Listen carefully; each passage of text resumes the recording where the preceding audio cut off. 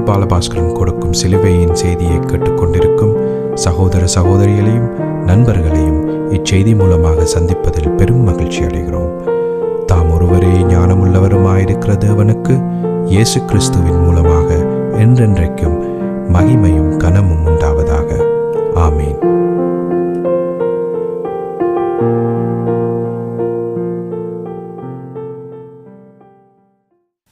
நான் பால் பாலபாஸ்கரன். நான் ஒரு இவாஞ்சலிஸ்ட்.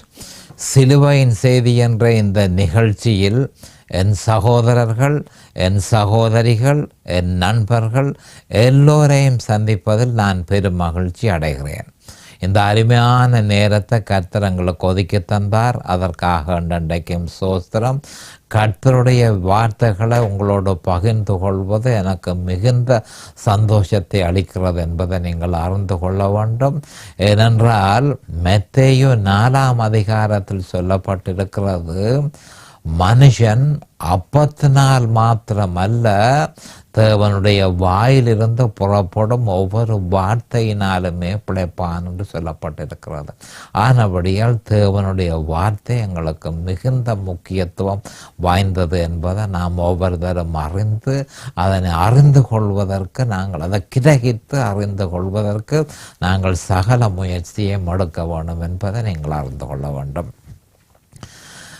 நாங்கள் இப்போ குறிப்பாக ரோமர் இந்த சிலுவையின் செய்தி என்ற இந்த நிகழ்ச்சியில் ரோமர் 6ஆம் அதிகாரம் 1ஆம் வசனத்தை பற்றி பார்த்து கொண்டிருக்கிறோம். நேரடியாக ரோமர் 6:1 போவோம். ஆகையால் என்ன சொல்லுவோம்? கிருபை பெருகும் படிக்கு பாவத்திலே நிலைநிற்கலாம் என்று சொல்லுவோமா? கூடாதே. இந்த வேத வார்த்தைக்கு நான் தெரிந்து கொண்ட தலையங்கம் பாவ சுவாவம். இப்பொழுது நாங்கள் நேரடியாக ஜெபத்திற்கு கடந்து செல்லுவோம். அருமையானங்கள் பிதாவே, உமக்கு சோஸ்திரம். பரலோகத்தின் தேவனே, உமக்கண்டைக்கும் சோஸ்திரம். உம்முடைய குமாரன் இயேசு கிறிஸ்துவ பலியாக சிலுவையிலே ஒப்பு கொடுத்தீர். அவருடைய வெளியேற பெற்ற இரத்தத்தினால் நீரங்களை மீட்டுக்கொண்டீர். அவர் சிலுவையில் செய்து முடித்த நீதியை தேவரீர் எங்கள் மேல் சுமத்தி இருக்கிறீர். அதற்காக இன்றைக்கும் சோஸ்திரம். அந்த நீதியோட உமக்கு முன்பாக பரிசுத்தமாக நாங்கள் வாழ்வதற்கும் நீதியாக நாங்கள் வாழ்வதற்கும் உம்முடைய பரிசுத்த ஆவியானவர் எங்களை தொடர்ந்து நடத்த வேணும் என்றும், அதே நேரம் இந்த வேத வார்த்தைகளை கேட்டுக்கொண்டிருக்கிற என் சகோதர சகோதரிகள் எல்லோரையும் தேவரீர் ஆசீர்வதித்து அபிஷேகித்தருள வேணும் என்றும், அடியேனையும் அவர்களுக்கு நிதானமான முறையில் போதிக்கத்தக்கதாக உம்முடைய பரிசுத்த ஆவியானவர் தாமே அபிஷேகித்து வழி நடத்த வேணும் என்று இயேசு கிறிஸ்துவின் நாமத்தினால் கேட்டுக்கொள்கிறேன் பிதாவே. ஆமேன் அண்ட் ஆமேன் அண்ட் ஆமேன். இப்போ இந்த ரோமர் 6ஆம் அதிகாரம் 1ஆம் வசனத்தை கடந்த செய்தியிலும் நாங்கள் பார்த்தோம். இப்பொழுதும் நாங்கள் ஏராளமான விஷயத்தை நாங்கள் அறிய வேண்டியதாக இருக்கிறது. இந்த ரோமர் 6:1 முக்கியத்துவம். இதற்காகத்தான் அதில் இருக்கிற அந்த 2 சொற்களை நான் திருப்பி திருப்பி அடிக்கடி சொல்ல வேண்டியதாக இருக்கிறது.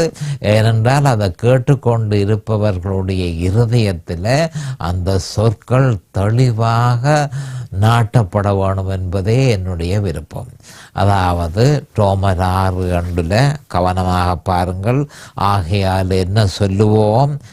கிருபை பெருகும்படிக்கு. அப்போ அதனுடைய அர்த்தம் அந்த கிருபை பெருகும்படிக்கு பாவத்திலே, அந்த பாவத்திலே நிலைநிற்கலாம் என்று சொல்லுவோமா? அப்போ அந்த கிருபை, அந்த பாவம் என்று மொழிபெயர்க்கப்பட்டிருக்க வேண்டும். அதற்குரிய காரணம் எல்லாவற்றையும் கடந்த செய்தியில் நான் உங்களுக்கு சொல்லி இருக்கிறேன். அப்போ அந்த கிருபை, அந்த பாவம். அப்போ அந்த பாவம் என்பதுதான் இங்கே மிகுந்த முக்கியத்துவம் வாய்ந்ததாக இருக்கிறது. காரணம் என்னவென்றால், பாவ செயல்கள் அல்ல, பாவ செயல்கள் கூடாதுதான். பாவ செயல்கள் அல்ல மனுஷனுக்கு இருக்கிற பிரச்சனை. மனுஷனுக்கு இருக்கிற பிரச்சனை அந்த பாவ செயல்களை செய்கிறதற்கு தூண்டுற ஒரு பலமான ஒரு சக்தி. அதைத்தான் இந்த வேத வார்த்தையிலே அந்த பாவம் என்று சொல்லப்பட்டிருக்கிறது என்பதை நாம் அறிந்து கொள்ள வேண்டும். அப்போ அந்த பாவம் என்று மொழிபெயர்க்கப்பட்டிருந்தால் அதை வாசிக்கும் பொழுது ஏவனாகுதல், எந்த கிறிஸ்தவனாகுதல், இதென்ன அந்த பாவம் என்று சொல்லப்பட்டிருக்கு. அப்போ எந்த பாவத்தை பற்றி இங்கு சொல்லப்படுது என்று சொல்லி ஒருவேளை தான் அறிய முடியாவிட்டால் தேவனிடத்தில் ஜெபம் பண்ணி, ஆண்டவரே அந்த பாவம் என்று சொல்லப்பட்டிருக்கு, இது எந்த பாவத்தை பற்றி சொல்லுறது என்று சொல்லி தேவனிட்ட கேட்டிருக்கலாம். அப்போ அந்த வேர்ட் அந்த என்று சொல்லி இல்லாததன் நிமித்தம் அநேகமான கிறிஸ்தவர்கள் பாவச்செயல்களை பற்றி தான் சொல்லப்படுகிறது என்று சொல்லி அவர்கள் எடுத்துக்கொண்டதன் நிமித்தம் அவர்களை நிர்மூலமாக்கி கொண்டிருக்கிற அந்த பாவத்தினுடைய கொடுமையை அறியாமல் போனார்கள். அந்த பாவத்துக்கு தேவன் கொடுத்த அந்த வழி, அதை கட்டுப்பாட்டுக்குள் வைத்திருந்து கிறிஸ்தவ வாழ்க்கையை நடத்துறதுக்கு தேவனால் நியமிக்கப்பட்ட வழியையும் கிறிஸ்தவர்கள் அறியாமல் போனார்கள். இது வேதனைக்குரிய ஒரு விஷயம். ஆனால் நாங்கள் இப்பொழுது அதனை அறிந்து கொள்ள வேண்டும். அப்போ இந்த வேதத்தில் நாங்கள் கடந்த செய்தியில் குறிப்பாக கலாத்தியர் 1:11-12 பற்றி நாங்கள் பார்த்தோம். அந்த 1:11-12 பவுல் அப்போஸ்தலர் இந்த வெளிப்பாடு எனக்கு தரப்பட்டது என்ற விஷயத்தை அவர் குறிப்பாக, சகோதரரே என்னால் பிரசங்கிக்கப்பட்ட சுவிசேஷம். அப்போ அவர் என்ன சொல்கிறார் என்று சொன்னால், பல்வேறு விதமான சுவிசேஷங்களை மனுஷர்கள் பிரசங்கிக்கிறார்கள். ஆனால் என்னால் பிரசங்கிக்கப்படுகிற சுவிசேஷம் ஒரே ஒரு சுவிசேஷம், சிலுவையில் அறையப்பட்ட கிறிஸ்துவை பற்றி. அப்போ எப்படி தெரியும் என்னால் பிரசங்கிக்கப்பட்ட சுவிசேஷம் சிலுவையில் அறையப்பட்ட கிறிஸ்துவை பற்றியதென்று? 1 கொரிந்தியர் 1:23 நாங்கள் பார்ப்போம். ஆகில் 1 கொரிந்தியர் 1:23 என்ன சொல்லப்பட்டிருக்கிறது என்றால், நாங்களோ சிலுவையில் அறையப்பட்ட கிறிஸ்துவை பிரசங்கிக்கிறோம், நாங்களோ சிலுவையில் அறையப்பட்ட கிறிஸ்துவை பிரசங்கிக்கிறோம். அப்போ பவுல் அப்போஸ்தலர் என்ன சொல்கிறார் என்று சொன்னால், நானோ என்னோடு சம்பந்தப்பட்ட மற்ற போதகர்களோ நாங்கள் எந்த காலமும் போற இடமெல்லாம் ரட்சிப்புக்கும் நாங்கள் சிலுவையில் அறையப்பட்ட கிறிஸ்துவை பிரசங்கிப்போம், பரிசுத்தத்துக்கும் சிலுவையில் அறையப்பட்ட கிறிஸ்துவை பிரசங்கிக்கிறோம், நாளாந்த வாழ்க்கைக்கும் சிலுவையில் அறையப்பட்ட கிறிஸ்துவை பிரசங்கிக்கிறோம். எங்களுடைய சுவிசேஷம் சிலுவையில் அறையப்பட்ட கிறிஸ்து. அப்ப கவனமாக நாம் அறிந்து கொள்ள வேண்டியது, பவுல் அப்போஸ்தலர் பிரசங்கிக்கிற சுவிசேஷம் சிலுவையில் அறையப்பட்ட கிறிஸ்து. அப்ப இது ஒரு வித்தியாசமான சுவிசேஷம் என்று சொல்லி அநேகர் நினைப்பார்கள். இது கிறிஸ்துவினால கொடுக்கப்பட்ட வழிபாடு, பவுல் அப்போஸ்தலருக்கு கொடுக்கப்பட்ட வழிபாடு. அது யூதருக்கு இடரலை ஏற்படுத்துகிறது, கிரேக்கருக்கு அதை கேட்கும் பொழுது பைத்தியமாக இருக்கிறது என்று வேத வசனத்தில் சொல்லப்பட்டு கிடக்கு. அப்போ அது என்ன என்று சொன்னால், அந்த சிலுவையில் அறையப்பட்ட கிறிஸ்து என்ற சுவிசேஷத்தை கேட்கும் பொழுது மனுஷனுக்கு இடரல் ஏற்படுகிறது, யூதருக்கு இடரல் ஏற்படுகிறது, உலகத்துக்கு கிரேக்கர் உலகத்துக்கு அது பைத்தியத்தை ஏற்படுத்துகிறது என்று சொல்லி பவுல் அப்போஸ்தலர் சொல்லியிருக்கிறார். இனி நாங்கள் நேரடியாக 1:11 கலாத்தியருக்கு வருவோம். மேலும் சகோதரரே, என்னால் பிரசங்கிக்கப்பட்ட சுவிசேஷம் மனுஷருடைய யோசனையின்படி ஆனதல்ல. அப்ப நான் பிரசங்கிக்கிற பிரசங்கம் சிலுவையில் சுவிசேஷம், நான் பிரசங்கிக்கிற சுவிசேஷம் சிலுவையில் அறையப்பட்ட கிறிஸ்து என்று சொல்லி போட்டு, மனுஷருடைய நான் பிரசங்கிக்கிற அந்த சுவிசேஷம், எந்த சுவிசேஷம்? சிலுவையில் அறையப்பட்ட கிறிஸ்து என்ற சுவிசேஷம் மனுஷருடைய யோசனையின்படி ஆனதல்ல என்று உங்களுக்கு தெரிவிக்கிறேன். அப்ப சிலுவையில் அறையப்பட்ட இயேசு கிறிஸ்து அல்லாத வேற எந்த சுவிசேஷமா இருந்தாலும் அதற்கும் தேவனுக்கும் ஒரு விதமான தொடர்பும் இல்லை. அது மனுஷர்களால் மனிதரால் உருவாக்கப்பட்ட சுவிசேஷம் என்று சொல்லி பவுல் அப்போஸ்தலர் தெளிவாக சொல்லியிருக்கிறார். அப்போ என்ன சொல்கிறார்? அது மனுஷரால் ஏற்படுத்தப்பட்ட சுவிசேஷமானபடியினால் நீங்கள் அதை பற்றி கவலைப்பட தேவை இல்லை என்று சொல்லி தெளிவாக சொல்லியிருக்கிறார். அடுத்ததாக 12ஆம் வசனத்தில், நான் அது ஒரு மனுஷனால் பெற்றதும் இல்லை, மனுஷனால் கற்றதும் இல்லை, இயேசு கிறிஸ்துவே அது எனக்கு வெளிப்படுத்தினார் என கூறியிருக்கிறார். அப்போ இந்த ரோமர் 6ஆம் அதிகாரத்தில் சொல்லப்படுகிற சுவிசேஷம் என்ன? அது சிலுவையில் அறையப்பட்ட கிறிஸ்துவை பற்றிய சுவிசேஷம் என்பதை நாம் தெளிவாக அறிந்திருக்க வேணும். அப்போ பவுல் அப்போஸ்தலர் சொல்றார், இந்த மனுஷர்கள் எனக்கு அதை போதிக்கவும் இல்லை, நான் மனுஷனிடத்தில் போயிருந்து அதை கற்றுக்கொள்ளவும் இல்லை. அப்போ ஏராளமான அந்த நேரத்தில் 12 அப்போஸ்தலர்கள் இருந்தார்கள் என்பதை நாம் அறிந்திருக்கிறோம். நான் அவர்களிடத்தில் போய் இந்த சுவிசேஷத்தை நான் கற்றுக்கொள்ளவில்லை, அதுக்காக அவர்களை அவர் குறைவாக மதிக்கிறார் என்றதல்ல, நான் அவர்களிடத்தில் கற்றுக்கொள்ளவில்லை. எனக்கு இந்த சுவிசேஷத்தை, சிலுவையில் அறையப்பட்ட கிறிஸ்து என்ற சுவிசேஷத்தை கர்த்தராகிய இயேசு கிறிஸ்துவே எனக்கு வெளிப்படுத்தினார் என்பதில் அவர் வலு உறுதியாக இருக்கிறத நாம் காணக்கூடியதாக இருக்கிறது. இயேசு கிறிஸ்துவே அதை எனக்கு வெளிப்படுத்தினார் என்று சொல்லப்பட்டு கிடக்கு. அப்போ தேவனுக்கு ஏற்ற முறையில் எப்படி வாழ்வது என்ற வெளிப்பாடு கிறிஸ்துவினால் பவுல் அப்போஸ்தலருக்கு கொடுக்கப்பட்டது. அதை அவர் ரோமர் 6ஆம் அதிகாரத்திலே எங்களுக்கு தந்திருக்கிறார். அப்போ வெளிப்பாடு என்ற காலமும் தேவனுடைய பலத்த செய்கையாக இருக்கிறது என்பதை நாம் அறிந்து கொள்ள வேண்டும். அப்போ பரிசுத்த ஆவியானவர் மனுஷருடைய மனதுக்கு இந்த வெளிப்பாட்டை கொடுக்கிறார். அவர்தான் இந்த வெளிப்பாட்டை கொடுக்க முடியும் என்பதை நாம் அறிந்து கொள்ள வேண்டும்.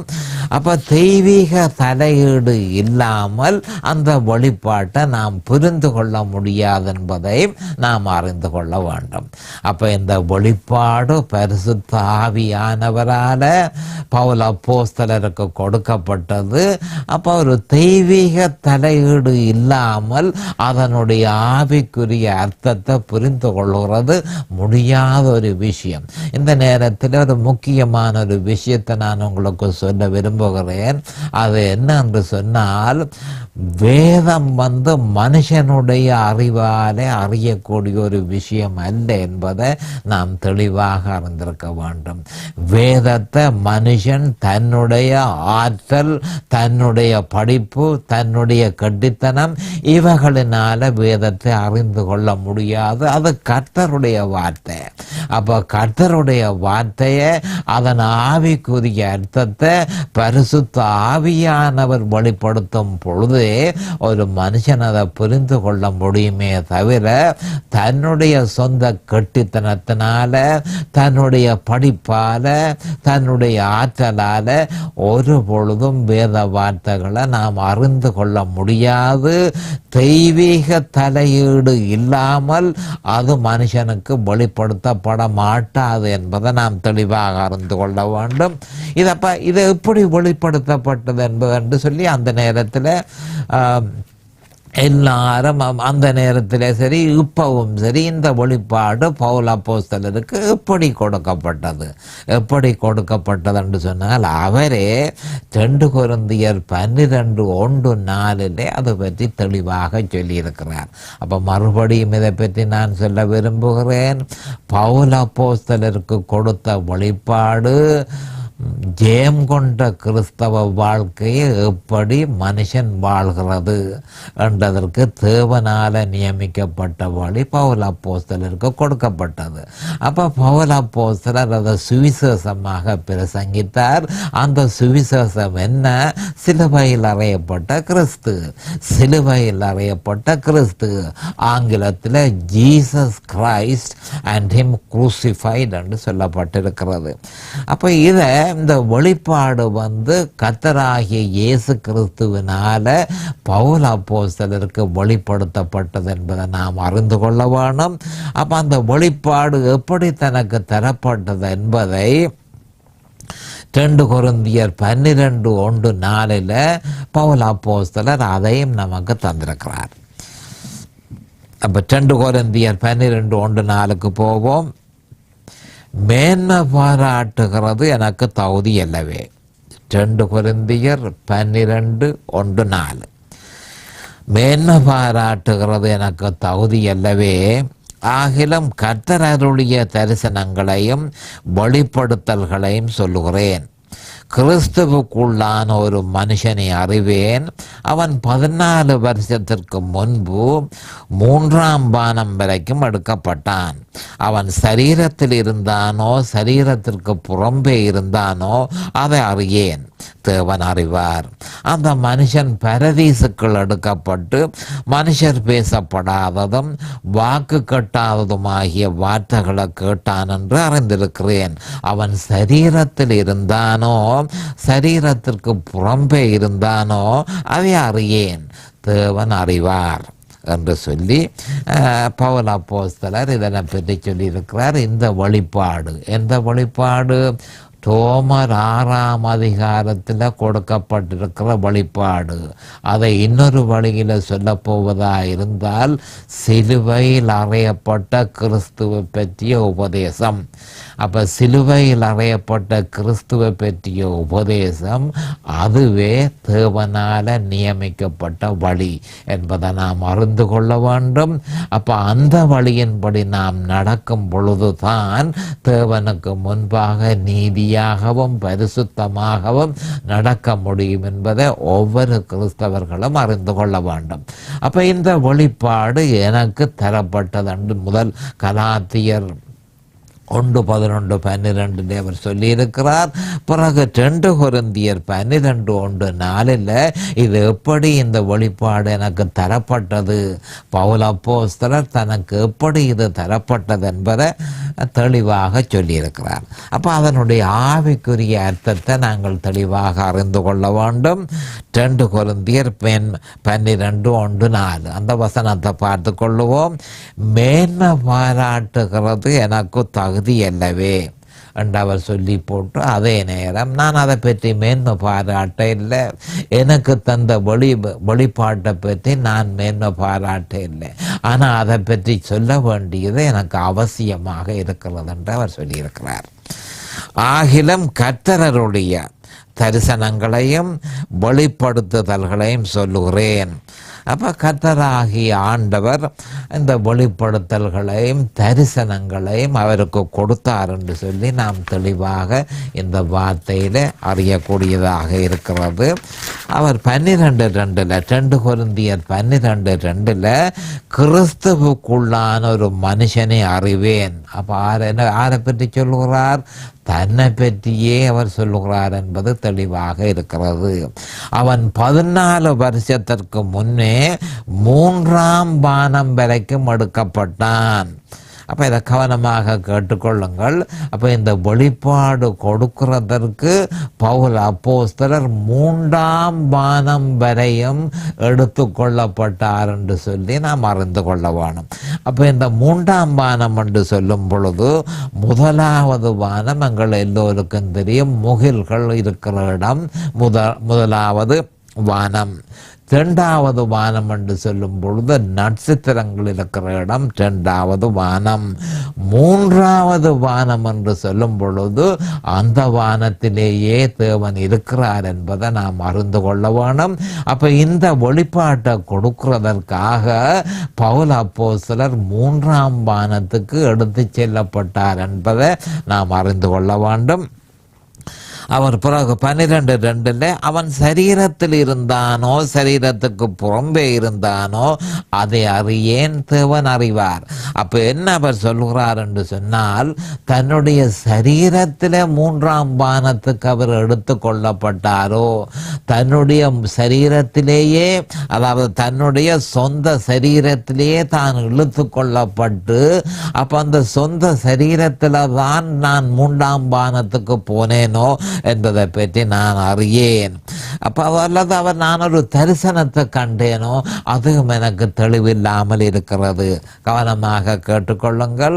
அப்போ இயேசு கிறிஸ்து பவுல் அப்போஸ்தலரை 3ஆம் வானத்துக்கு இழுத்து கொண்டு போகும் பொழுது அவருடைய சரீரத்திலே கொண்டு போகப்பட்டாரோ அல்லது சரீரம் எங்கே இருக்கத்தக்கதாக ஆவியை ஆத்துமாவை இழுத்து கொண்டு போய் ஆவிக்கு ஆத்துமாவுக்கும் வெளிப்படுத்தின பின்பு அந்த ஆவியை ஆத்துமாவையும் திரும்ப அவருடைய சரீரத்துக்குள் அனுப்பினாரோ அல்லது இவைகள் எல்லாவற்றையும் ஒரு தரிசனத்தில் கண்டாரோ என்பதை பற்றி அவர் தனக்கு தான் அறியேன் என்று சொல்லியிருக்கிறார்.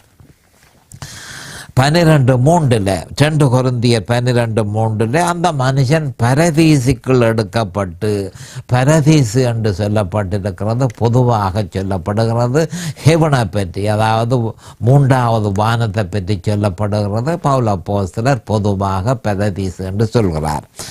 மனுஷர் பேசப்படாததும் வாக்கு கட்டாததும் ஆகிய வார்த்தைகளை கேட்டான் என்று அறிந்திருக்கிறேன். அப்போ பவுல் அப்போஸ்தலர் 3ஆம் வானத்துக்கு எடுத்துக்கொண்ட பொழுது அவர் சில வார்த்தைகளை கேட்டார். அந்த வார்த்தைகளை இந்த வெளிப்பாட்டுக்களில் குறிப்பிட்டு தெளிவாக சொல்லுகிறதற்கு தனக்கு அதிகாரம் கொடுக்கப்படவில்லை என்பதை அவர் தெளிவாக சொல்லியிருக்கிறார். மனுஷர் பேசப்படாததும் வாக்கு கட்டாததும் ஆகிய வார்த்தைகளை கேட்டான் என்று அறிந்திருக்கிறேன். அப்போ அவர் தான் கண்டதுகள் எல்லாவற்றையும் பொருத்தமாக, அதாவது வெளிப்பாடாக உங்களுக்கு தருவதற்கு எனக்கு அனுமதி இல்லை என்று சொல்லியிருக்கிறார். அடுத்தது 2 கொரிந்தியர் 12:4 அவன் சரீரத்தில் இருந்தானோ சரீரத்துக்கு புறம்பாய் இருந்தானோ அதை அறியேன்.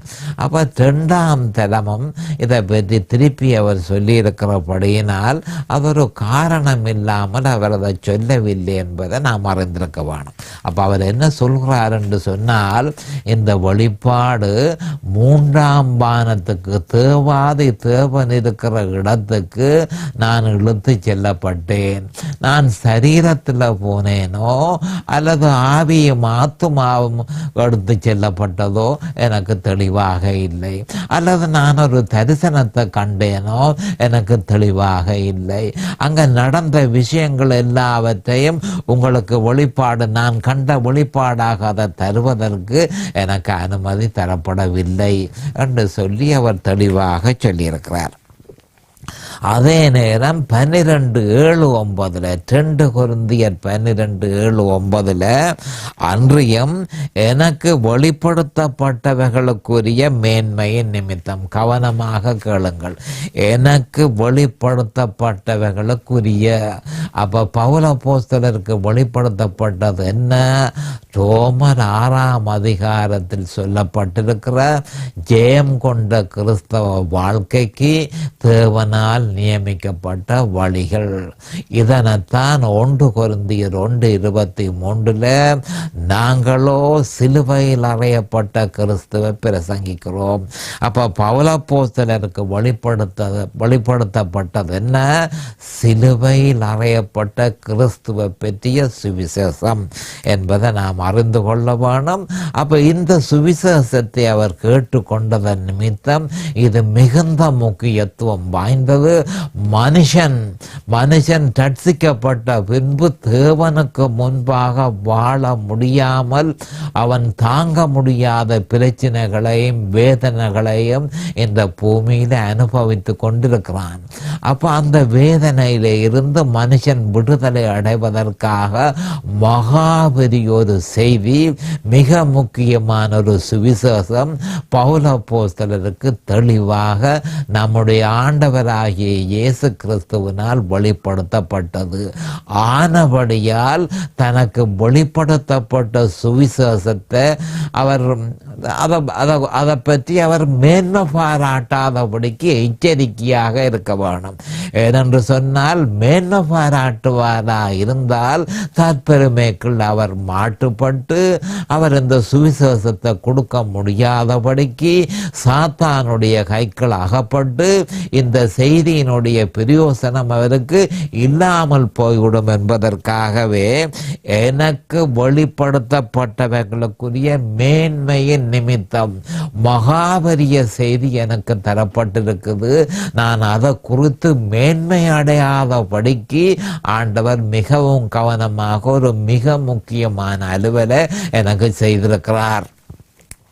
நான் என்ன உயர்த்தாதபடிக்கு இந்த மகா உன்னதமான செய்தி, ஒருவருக்கும் கிடைக்காத செய்தி, 12 அப்போஸ்தலர்களுக்கு கிடைக்காத செய்தி, அந்த செய்தி எனக்கு தரப்பட்டிருக்கிறது. அதை குறித்து நான் மேன்மை பாராட்டி என்ன நான் உயர்த்தாதபடிக்கு ஆண்டவர் அதற்கு ஒரு முக்கியமான ஒரு வேலி அதை அடைத்திருக்கிறார். என்ன மாதிரி அந்த வேலி அடைத்திருக்கிறார் என்பதை பார்ப்போம். என் மாம்சத்தில் ஒரு முள் கொடுக்கப்பட்டிருக்கிறது. என் மாம்சத்தில் ஒரு முள் கொடுக்கப்பட்டிருக்கிறது. என்ன நான் உயர்த்தாதபடிக்கு அது என்ன கூட்டும் சாத்தானுடைய தூதனாக இருக்கிறது. அப்ப என்ன சொல்லப்படுகிறது என்று சொன்னால், எனக்குள்ள ஒரு முள் கொடுக்கப்பட்டிருக்கிறது. என் மாம்சத்தில் எனக்கு ஒரு முள் கொடுக்கப்பட்டிருக்கிறது. நான் உயர்த்தாதபடிக்கு எனக்கு கிடைத்த அந்த மேன்மையின் நிமித்தம் இந்த மகா உன்னதமான சிலுவையில் அறையப்பட்ட கிறிஸ்து என்ற செய்தியை பற்றி, அந்த சுவிசேஷத்தை பற்றி எனக்கு வெளிப்படுத்தப்பட்டது. நான் அதை மேன்மை பாராட்டி நான் என்ன உயர்த்தாதபடிக்கு என்னுடைய மாம்சத்தில் ஒரு முள் கொடுக்கப்பட்டிருக்கிறது. அது சாத்தானுடைய தூதனாக இருக்கிறது என்று சொல்லியிருக்கிறார். அப்ப அதனுடைய அர்த்தம் என்ன மாதிரி என்று சொன்னால், பவுல் அப்போஸ்தலர் அவருக்கு பல்வேறு விதமான துன்பங்களும் வேதனைகளும் தன்னுடைய ஊழியத்தின் போது அவருக்கு ஏற்பட்டதை அவர் 2 கொரிந்தியர் 11:23-27 2 கொரிந்தியர் 11:23-27 தெளிவாக அவர் சொல்லியிருக்கிறார். அப்ப இந்த கஷ்டங்களை எனக்கு ஏற்படுத்தினது அந்த முள், அந்த சாத்தானுடைய தூதன் தான் எனக்கு இவ்வளவு பிரச்சனையும் ஏற்படுத்தினான் என்று சொல்லி அவர் 2 கொரிந்தியர் 11:23-27 தான் அனுபவித்த துன்பங்கள். அப்ப அந்த துன்பங்கள் ஏன் எனக்கு ஏற்பட்டது? எனக்கு கிடைத்த அந்த மகா உன்னதமான செய்தியை குறித்து நான் மேன்மை பாராட்டாதபடிக்கு எனக்கு என்னுடைய மாம்சத்தில் ஒரு முள் கொடுக்கப்பட்டிருக்கிறது. அது சாத்தானுடைய தூதன் என்பதை நான் அறிந்து கொண்டேன் என்று சொல்லியிருக்கிறார். என்ன நான் உயர்த்தாதபடிக்கு, அப்ப வெளிப்பாடுகளாலும் தரிசனங்களாலும் நான் பெருமை கொள்ளாதபடிக்கு அது என்ன கூட்டும் சாத்தானுடைய தூதனாக இருக்கிறது. அதை என்னை விட்டு நீங்கும்படிக்கு நான் 3 தரம் கர்த்தரிடத்தில் வேண்டிக் கொண்டேன். அப்ப பவுல் அப்போஸ்தலர் ஜெபம் பண்ணி இருக்கிறார் என்று தெளிவாக இருக்கிறது. இந்த துன்பம் எல்லாம் இந்த சாத்தானுடைய தூதன் ஆண்டவர் என்னுடைய மாம்சத்தில் கொடுத்த அந்த முள்ளினால் தான் எனக்கு இதுகள் எல்லாம் ஏற்பட்டிருக்கிறது என்பதை பவுல் அப்போஸ்தலர் அறிந்து அவர் தேவனோட்ட ஜெபம் பண்ணினார். ஆண்டவரே, இந்த முள்ளை என்னிடத்தில் இருந்து அகற்றிவிடும் என்று சொல்லி 3 தரம் கர்த்தரிடத்தில் வேண்டிக் கொண்டேன் என்று சொல்லி இருக்கிறார். அதற்கு அவர் கர்த்தர் கவனமாக கேட்டுக்கொள்ளுங்கள். அதனுடைய அர்த்தம் என்ன மாதிரி என்று சொன்னால், பவுல் அப்போஸ்தலர் கேட்ட விண்ணப்பங்கள் எல்லாம் கர்த்தர்கிட்ட போய் சேர்ந்ததுன்றதை நாம் அறிந்து கொள்ள வேணும். ஆனால் அதில் இருந்து விடுதலை அடைகிறதுக்கு எந்த விதமான உதவியும் கர்த்தர் செய்யவில்லை. அப்போ இது ஒரு முக்கியமான ஒரு விஷயம். நேரம் சமீபமாகிவிட்டது. நான் அடுத்த செய்தியில் இது பற்றி உங்களுக்கு தெளிவாக சொல்ல இருக்கிறேன். அது வரைக்கும் கர்த்தராகிய இயேசு கிறிஸ்துவின் நாமத்தினால் நான் உங்களை ஆசீர்வதிக்கிறேன். அவருடைய கிருபையும் அவருடைய இரக்கமும் உங்களுக்கு தாராளமாக கிடைப்பதாக இயேசுவின் நாமத்தில் பரிசுத்த பிதாவே. ஆமென் and amen and amen. இந்த சிலுவையின் செய்தியை கேட்பவர்கள் அதன் ஆவிக்குரிய பலனை பூரணமாக அடைய வேண்டும் என்பதே நம்முடைய பிரார்த்தனையாகும். தொலைபேசி மூலம் தொடர்பு கொள்ள விரும்புவோர் 647-465-1224 மூலமும், இமெயில் மூலம் தொடர்பு கொள்ள விரும்புவோர் paulbalabaskaran@gmail.com மூலமும் தொடர்பு கொள்ளலாம்.